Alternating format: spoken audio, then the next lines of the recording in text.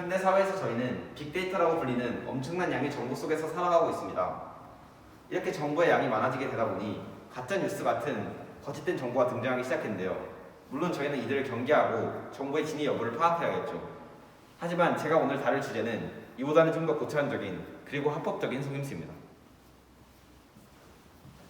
통계 자료를 표현할 때면 흔히 막대 그래프, 꺾은선 그래프, 산점도 등의 시각화된 정보 형태만을 생각합니다. 그러나 이런 방법 말고도 언어로 계량적 자료를 표현하는 방법도 있는데요. 이미 이는 뉴스나 신문 등의 실생활에서 폭넓게 사용되고 있습니다. 단순히 시각적 자료를 구현 설명하는 용도가 아니라 그 자체로도 통계 자료를 설명하는 언어는 매우 강력합니다.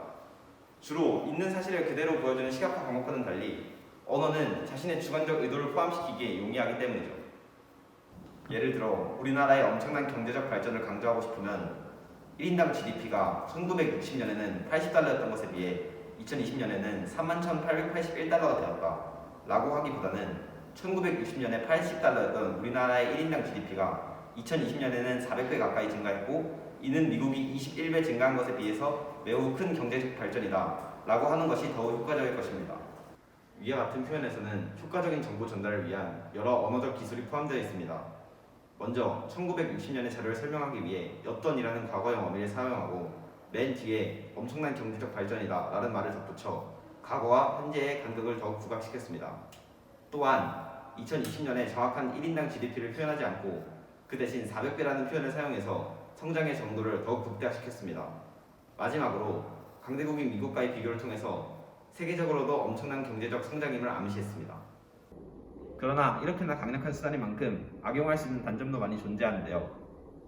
자료의 보편성을 강조하기 위해 비교 대상을 선택할 때 의도적으로 전체를 대표할 수 없는 비교 대상을 선택하거나 역사적 배경이나 주변 환경을 고려하지 않은 채 자료의 변화만을 서술하는 것이 그 예입니다.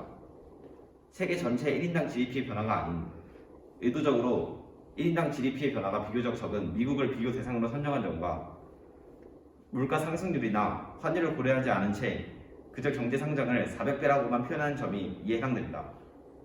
따라서 이러한 정보를 받아들일 때에는 과장되었는지 또 교란 요인을 배제시켰는지 확인하면서 이해해야 합니다. 이렇듯 언어의 힘은 직관적인 그림보다 강력할 수 있습니다. 이렇게 양날의 검이 될 수 있는 언어를 올바르게 사용하기 위해서는 먼저 통계적 자료뿐만 아니라 모든 정보를 전달받을 때 객관적인 시점에서 정보를 바라보는 과정을 통해 올바른 지식 체계를 형성할 수 있어야 합니다.